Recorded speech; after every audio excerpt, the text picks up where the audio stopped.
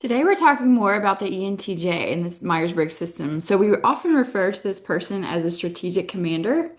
They are extroverted, meaning solar powered, energized by the outside world. They thrive under intuition, so very big pictured, wondering what if, what could be.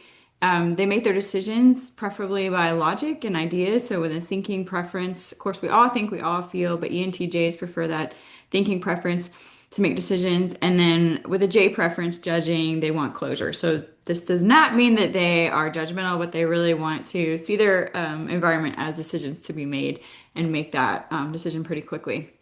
If you want to know more about the Myers-Briggs system, make sure that you check out our website, kjconsultinggroup.com, and we could teach you more about that. Today, we're going to dig into 7 tips to learn more about the ENTJ and how to implement this in your own work. Some famous ENTJs potentially are Steve Jobs, Margaret Thatcher, Whoopi Goldberg, based on their behavior.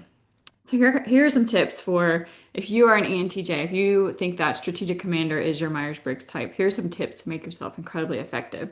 You definitely thrive on strategy and execution. So some things you might consider are first, map out the vision. So you thrive with long-term plans, creating that structure and framework. Like framework is probably a word that gets you, kind of lights you up at work. So make sure you take time to number one, map out the vision for yourself and for your team.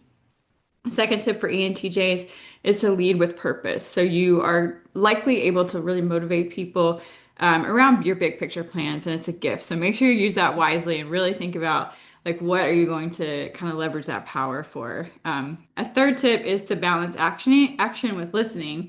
So even though you have these really great long-term plans, it's still important to bring people alongside you.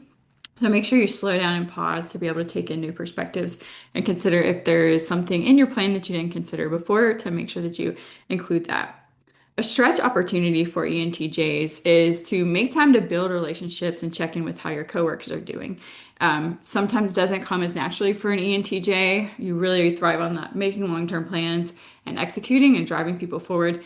It's also important in your execution of your plans to be able to develop strong relationships with your coworkers and to understand more about their perspectives, where they're coming from, and that'll make you even more effective at work, both with your one-on-one connections at work as well as big picture with a larger team. So make sure you take time to build that relationships as a stretch opportunity.